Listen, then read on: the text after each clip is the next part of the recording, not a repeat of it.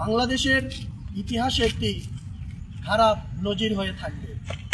আমরা বলে দিতে চাই, গণমাধ্যম এবং সাংবাদিকদের প্রতি যে ক্রমাগত হামলা আমরা পরিলক্ষিত করছি, এই হামলা বাংলাদেশের স্থিতিশীলতা, বাংলাদেশের ভবিষ্যৎকে ঝুঁকির মুখে এবং হুমকির মুখে ফেলছে। আমরা বলতে চাই, যারা এই ধরনের হামলা এবং মামলার বৈদিকে সত্যকে মুছে দিতে চাই, সত্যকে ধারণ করে যারা সামনে ভূমিকা রাখে, তাদেরকে মামলা করে ভয় দেখিয়ে দমিয়ে দিতে চাই, তাদেরকে এভাবে দমিয়ে রাখা যাবে না।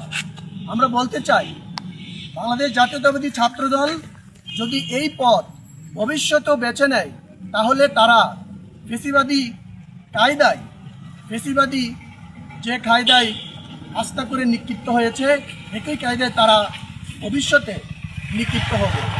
আমরা বলতে চাই, ঢাকা বিশ্ববিদ্যালয় সাংবাদিক সমিতির উপর যে হামলা ধারাবাহিকভাবে করা হয়েছে, আমরা দেখেছি যে বৃহস্পতিবার রাতে তাদের উপর 10 জনের উপর যে হামলা করেছে উদ্দেশ্যমূলকভাবে, এর আগের দিন তাদেরকে হেনস্থা করা হয়েছে।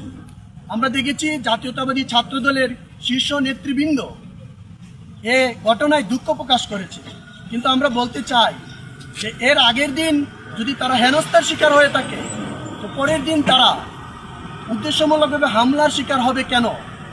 এই যে ছাত্রদলের ভনিতা, আমরা এটা তীব্র নিন্দা ও প্রতিবাদ জানাচ্ছি। আমরা দেখছি তারা প্রতিবাদ জানাচ্ছে, কিন্তু এখন পর্যন্ত তারা কোনো ধরনের ব্যবস্থা গ্রহণ করেনি, কোনো সাংগঠনিকভাবে ব্যবস্থা গ্রহণ করেনি। তেমনি বিশ্ববিদ্যালয় প্রশাসন এবং সরকার থেকেও কোনো ধরনের পদক্ষেপ গ্রহণ করা হয়নি। এই ঘটনা যদি এভাবেই চলতে থাকে, সাংবাদিকরা যদি সময়ে সময়ে নির্যাতনের শিকার হয়, তাহলে এই রাষ্ট্র ব্যবস্থা, এই স্থিতিশীলতা একদিন থাকবে না। আমরা বলতে চাই, ঢাকা বিশ্ববিদ্যালয় প্রশাসন এবং সরকারকে, আপনারা এই ঘটনার জড়িতদের দ্রুতই শনাক্ত করে ব্যবস্থা নিন, না হয় ভবিষ্যতে আপনাদের অবস্থানও নড়বড় হয়ে যাবে। সাংবাদিকরা এদেশের যে কোনো সংকটে, যে কোনো জরুরি মুহূর্তে দেশের জনগণকে আশ্বস্ত করতে খবর প্রচারিত করে থাকে এবং মানুষকে তাদের প্রতিনিয়ত চলার পথে সহযোগিতা করে থাকে।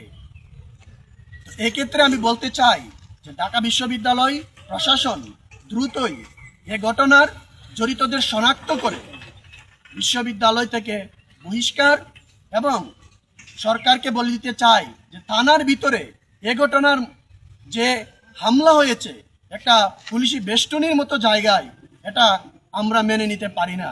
তো সরকারকে আমরা বলবো, আপনারাও এ ঘটনার দ্রুতই ব্যবস্থা নিন। এবং ক্ষমতাসীন ছাত্র সংগঠন জাতীয়তাবাদী ছাত্রদলকে বলতে চাই যে আপনারা যে কায়দায় হামলা চালিয়ে যাচ্ছেন, হেনস্থা করছেন সাংবাদিককে, আপনারা স্মরণ করুন আপনাদের অতীতের কথা।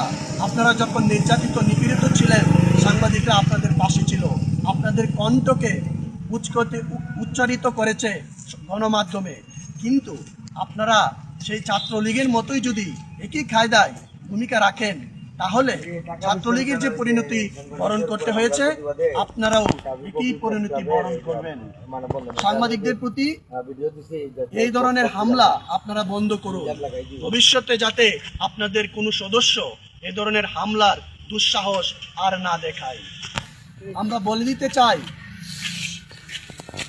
যে কোনো ছাত্র সংগঠন, শুধু ছাত্রদল নয়, যে কোনো ছাত্র সংগঠন যদি হামলা মামলা একই কায়দায় সাংবাদিকদের প্রতি এ ধরনের ক্ষমতা দেখিয়ে নিজে সাংবাদিকদের নির্যাতন করে, তাহলে কাউকে আমরা কোনো ধরনের সহযোগিতা তো অনেক বড় কথা, তাদেরকে অচিরেই তাদের পরিণতি ভোগ করতে হবে, তাদের ফল ভোগ করতে হবে।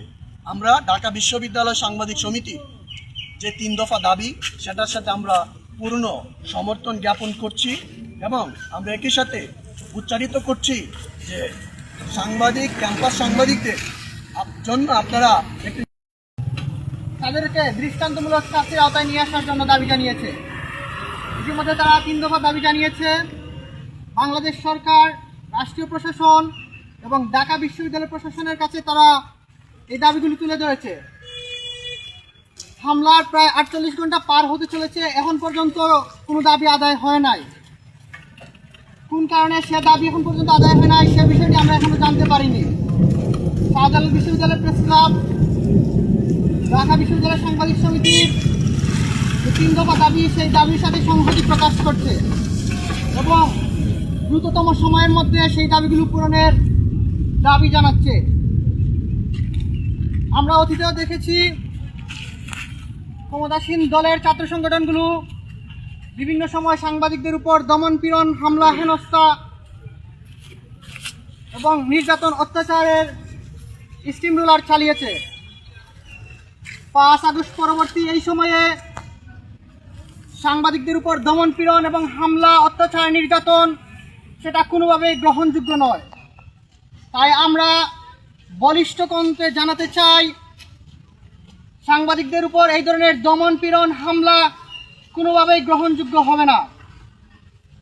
ঢাকা বিশ্ববিদ্যালয় সাংবাদিক সমিতি সহ দেশের বিভিন্ন জায়গায় নানা কারণে সাংবাদিকদের হেনস্থা, হামলা এবং অত্যাচার, নির্যাতন এখনো অব্যাহত রয়েছে। অতি দ্রুত সংশ্লিষ্ট সবাইকে জানাতে চাই, এই ধরনের হামলা, অত্যাচার, নির্যাতন থেকে দূরে থাকতে হবে। সাংবাদিকদের তাদের পেশাগত দায়িত্ব সঠিকভাবে পালনের পরিবেশ তৈরি করে দিতে হবে। বেশি কিছু বলতে চাই না। আমাদের এই মানববন্ধন থেকে দুটি বিষয় ক্লিয়ারলি জানাতে চাই।